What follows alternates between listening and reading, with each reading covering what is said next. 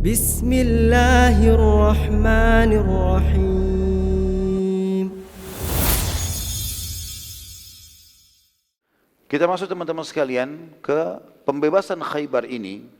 Sebenarnya tujuan utamanya adalah menghancurkan, tanda kutip di sini, otak ya, yang memicu terkumpulnya pasukan Ahzab. Kalau kita review lagi kembali sebelumnya, sebelum kesepakatan Hudaybiyah ada perang Ahzab ya. Bagaimana otak sebenarnya itu adalah suku Nadhir dan suku Qainuqa. Dua-duanya suku Yahudi yang pernah diusir oleh Nabi SAW dari Madinah. Mereka menjadi otak, terutama suku Nadhir.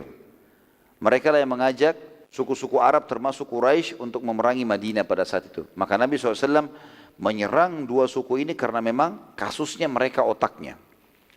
Tentu suku Nadhir ini dipimpin oleh Kanana bin Abi Huqaiq, dan juga Qainuqa dipimpin oleh Salam ibn Mushkim. Ya, dua-duanya nanti akan terbunuh ini orang.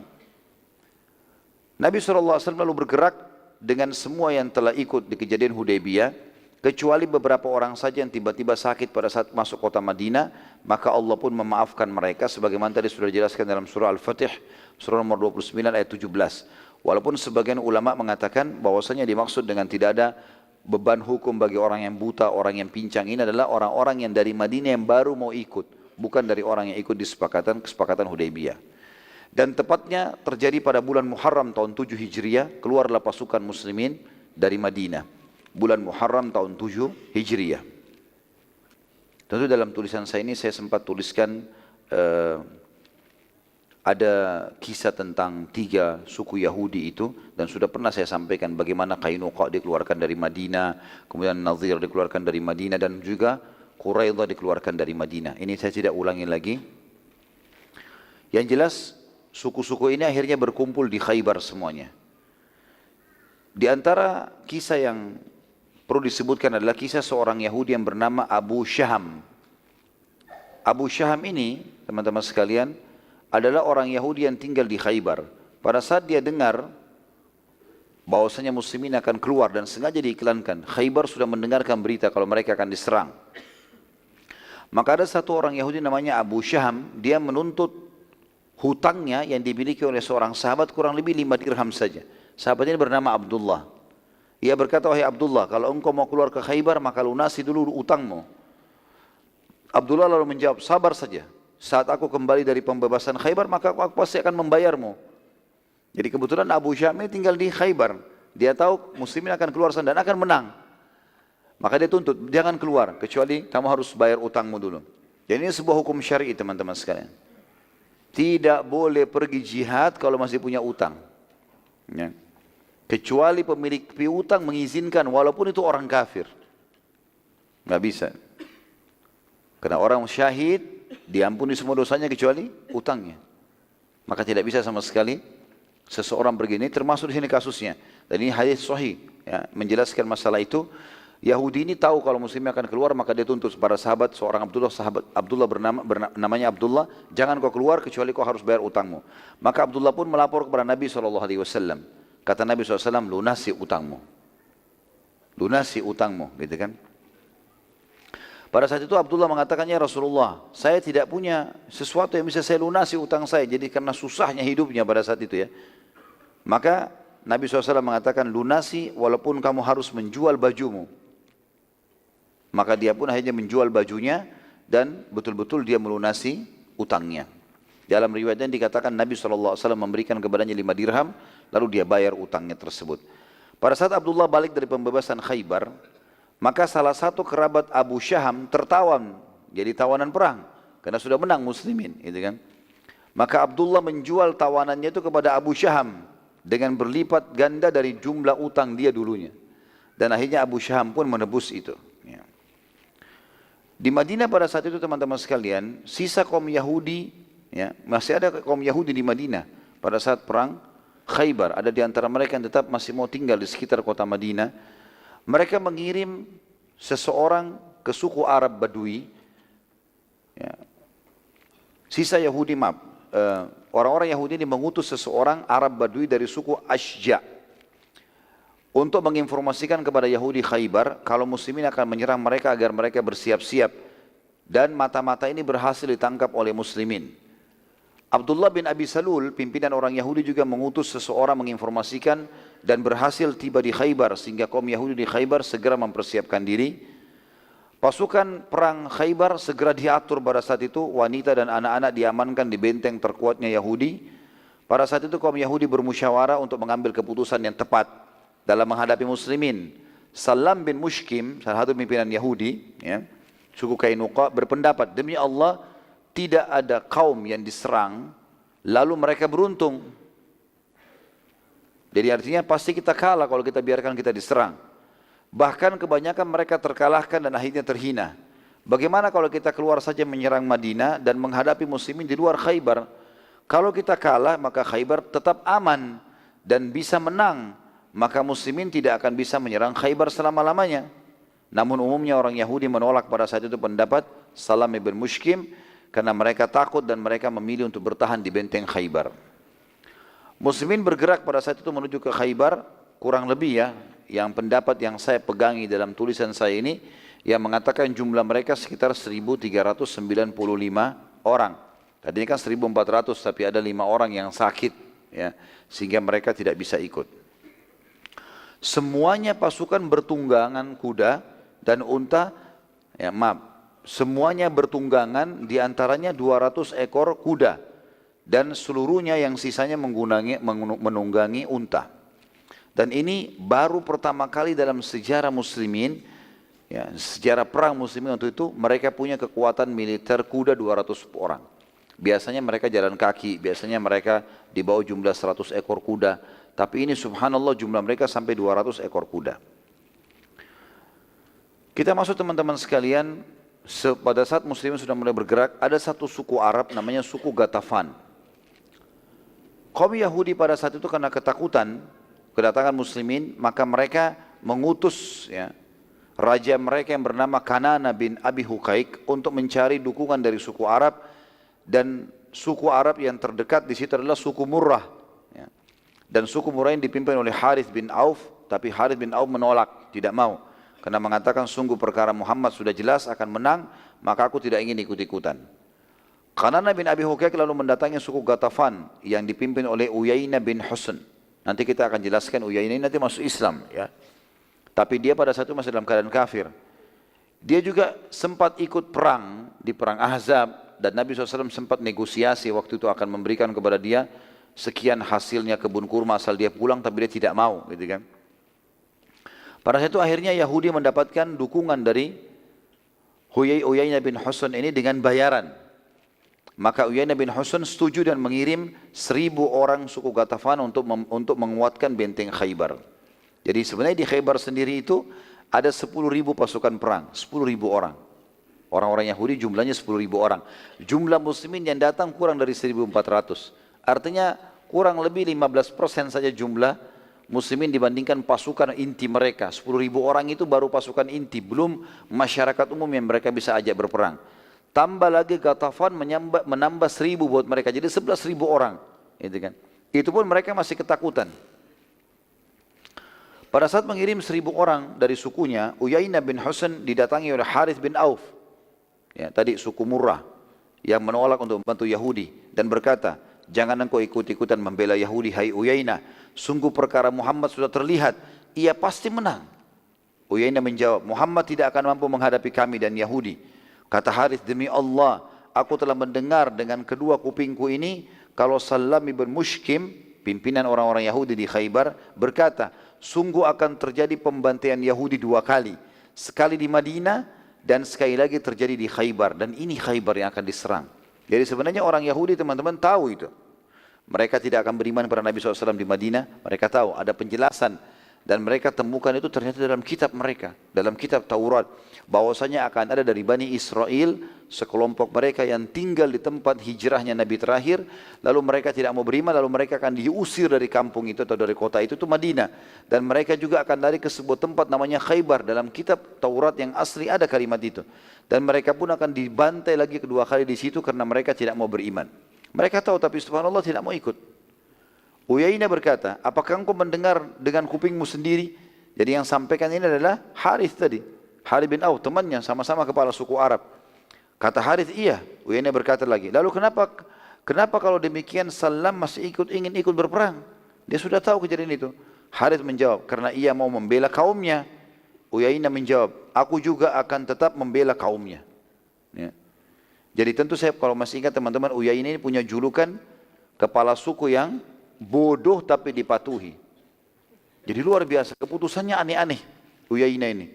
Kalau masih ingat dulu waktu perang Ahzab kan begitu, dinegosiasi supaya pulang saja, dikasih setengah hasilnya Madinah. Ya, pertama negosiasi seperempat, sepertiga, sampai setengah, tapi dia nggak mau. Akhirnya waktu kalah, tidak dapat apa-apa. Pasukan Ahzab terbongkar, gitu kan. Di sini tetap dia masih ngotot. Sudah jelas-jelas dinasihati oleh temannya Harith bin Auf, jangan. Saya sudah dengar loh, orang Yahudi sendiri tahu mereka akan kalah. Tetap saja. Dia tanya, kenapa kalau begitu Salam bin Mushkim masih mau ikut? Kalau dia sudah tahu dia akan dikalahkan. Kata Harith, karena dia mau bela sukunya saja, tapi dia tahu dia kalah. Kata Uyainah, kalau gitu saya juga ikut-ikutan. Walaupun dia pasti kalah, saya juga mau ikut, nggak apa-apa. Uyainah lalu berkata, tentu karena Uyainah dibayar ya, pasukan bayaran dibayar gitu. Apakah engkau maaf. Yang perlu diketahui teman-teman sekalian di sini, Uyainah sempat mengutus ya. Sebentar saya tam. Uyainah adalah kepala suku yang sangat bodoh, tapi kaumnya sangat patuh padanya. Sampai Nabi SAW mengatakan tentang Uyainah, orang bodoh yang terpatuhi. Itu sebuah hadis yang sahih menjelaskan masalah itu. Uyainah lalu mengutus lagi tambahan pasukan ke Khaybar, bukan cuma 1.000. Sejumlah 4.000 orang. Jadi total yang dikirim oleh Uyainah adalah 5.000 personil. Semuanya ahli perang.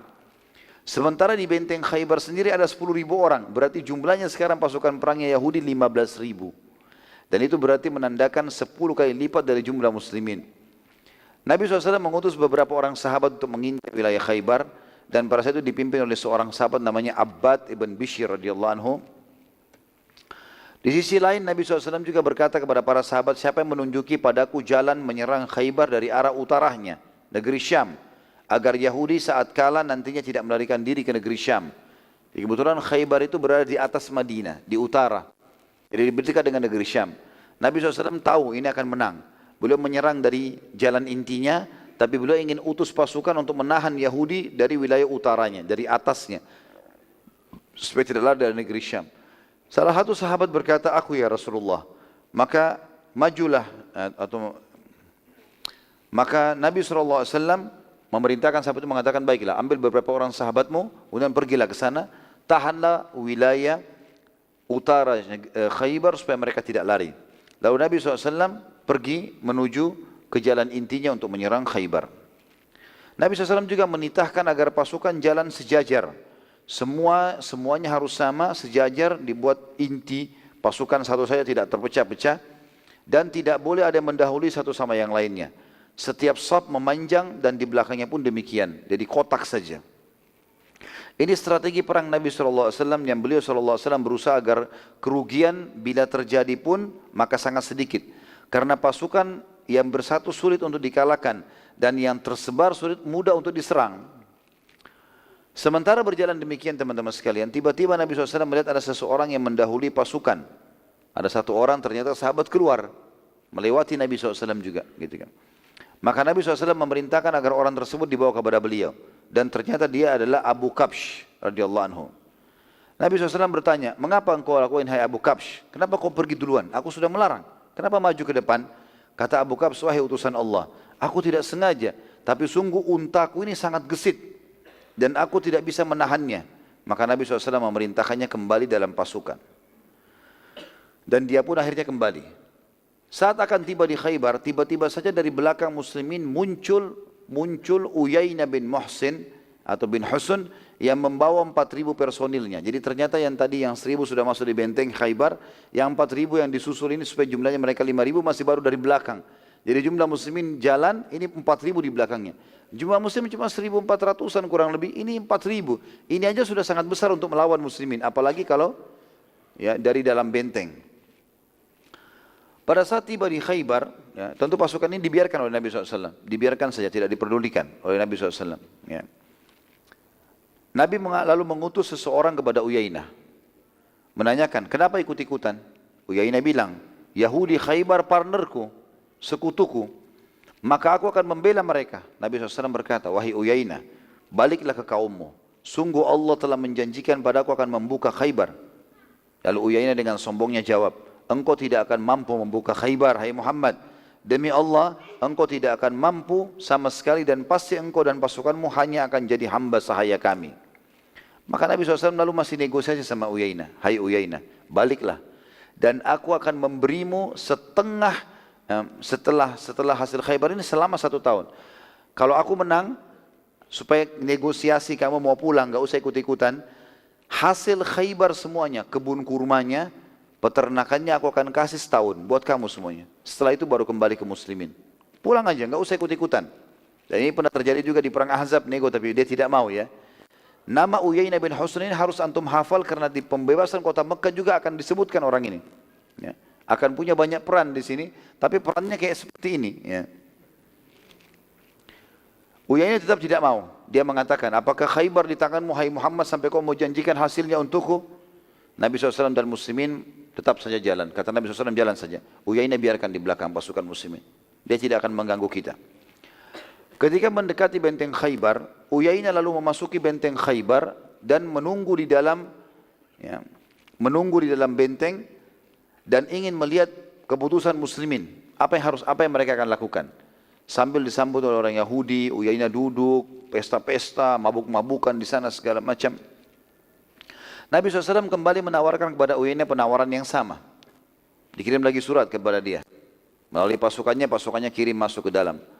Balik saja dan aku akan mendapatkan setengah hasil perkebunan Khaybar selama setahun. Tapi Uyainah tetap menolak. Tadi waktu awal sebelum tiba di benteng ditawarkan 1 tahun hasil semua Khaybar. Sekarang tidak, karena pasukan muslimin sudah tiba di depan benteng, mereka ditawarkan setengah saja. Tetap Uyainah tidak mau.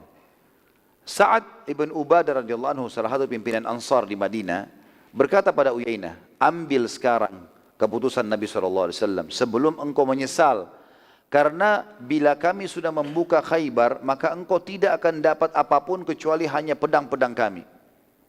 Kalau sekarang kau tidak mau ambil ini, kesepakatan dan pulang, pasti kalau kami menang, kamu akan hanya menghadapi pedang-pedang kami. Tidak akan ada di pembagian hasil seperti ini. Namun Uyainah si bodoh di sini teman-teman sekalian. Dia menjawab, tidak akan ada kesepakatan antara kita kecuali pedang. Menantang malah. Sa'ad ibn Ubadah lalu membawa informasi tersebut kepada Nabi SAW, maka Nabi pun berkata, jalanlah terus dan bertawakal kepada Allah. Dia tidak akan menyusahkan kita. Pada saat itu terjadi sesuatu di pasukan Ghatafan teman-teman yang berada di bagian depan. Entah apa dan dari mana pemicunya ini, yang jelas di pasukan depan, ya, tiba-tiba ada yang berteriak, dan juga suara ini terdengar di kiri kanan pasukan, terdengar juga di belakang pasukan. Di pasukan Ghatafan yang 4.000 ini. Ada suara yang mengatakan, berteriak-teriak, selamatkan segera wanita dan anak-anak kalian. Ghatafan telah diserang oleh musuhnya. Suara ini sangat jelas, tapi bukan dari muslimin. Karena muslimin ada di depan mereka jauh. Ini di pasukan mereka sendiri tersebar tiba-tiba gosip seperti itu. Dan mereka tidak tahu dari mana sumbernya, tapi mereka yakin. Maka akhirnya 4.000 orang ini pulang ke Ghatafan. Uyainah pun disampaikan, Uyainah lalu menarik 1.000 lagi orang pasukannya dari benteng Khaybar. Dia bilang sama orang Yahudi, hai Yahudi, saya lagi diserang suku saya akan tarik 1.000 ini. Setelah selesai saya lihat keadaan, saya akan kembali bawa 5.000 orang ini lagi. Pada saat itu orang-orang Yahudi mengatakan, baiklah, yang jelas kami tunggu pasukanmu. Tiba di Ghatafan cukup jauh. Ghatafan ini mungkin perjalanan waktu itu dari Khaybar, waktu itu ya, kurang lebih makan 7 hari. Jadi untuk pulang ke sana itu 7 hari. Maka dia pun pergi ke sana, dia pulang ke Ghatafan. Waktu tiba di Ghatafan ternyata enggak ada apa-apa. Mereka tanya, Uyainah tanya, ada apa dengan kalian? Kata sukunya enggak ada apa-apa. Ada yang serang, enggak ada apa-apa. Gitu kan. Enggak ada apa-apa sama sekali. Maka akhirnya ini yang menjadi hikmah yang sangat besar kenapa Ghatafan tidak ikut-ikutan menyerang muslimin. Entah mereka tidak tahu dari mana suara itu. Begitu yang dijelaskan di dalam buku-buku sirah. Waktu Ghatafan sudah pulang teman-teman sekalian, Nabi SAW mulai pengepungan atau mengepung Khaybar. Kita masuk ke dalam kisah pengepungan Khaybar ini. Nabi SAW bersabda kepada para sahabat, siapa di antara kalian yang melantunkan syair penyemangat buat kami dan hewan-hewan tunggangan kami? Maka Amir bin Aqwa radhiyallahu anhu, Amir bin Aqwa radhiyallahu anhu adalah orang yang terkenal sekali, suaranya bagus sekali, dan juga dia orangnya suaranya keras. Dia mengatakan, aku wahai utusan Allah. Maka suara Amir pun ya pada saat itu dilantunkan dengan syair-syair motivasi, saking indahnya suaranya sampai membuat hewan-hewan mereka terutama unta-untanya itu pada menegakkan tubuh-tubuhnya. Gitu kan.